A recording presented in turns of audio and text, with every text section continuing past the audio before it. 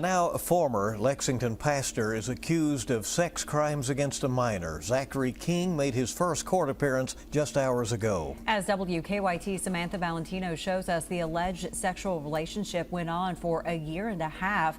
It is our top story at 4.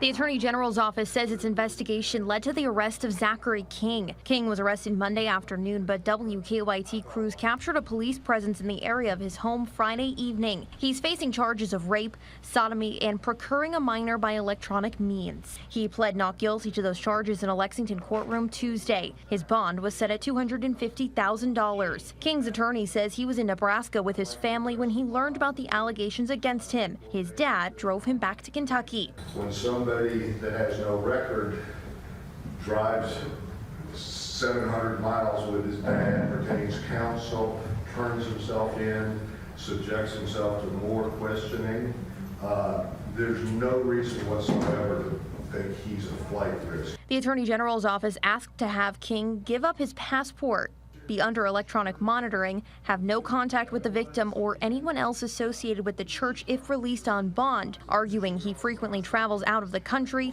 and has access to funds. The judge agreed to these conditions. According to his arrest citation, King admitted to having a sexual relationship with a minor over a year-and-a-half period. That minor was 15 years old when the relationship began. The Attorney General's office confirmed King was an executive pastor at Lex City Church at the time. The citation says King told a detective he had intercourse with the minor in his car, in his home, in the minor's home, and at the church where he was a pastor.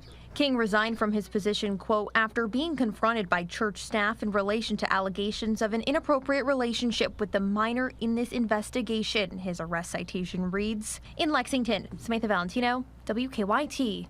Zachary King is due back in court on Friday, July 5th.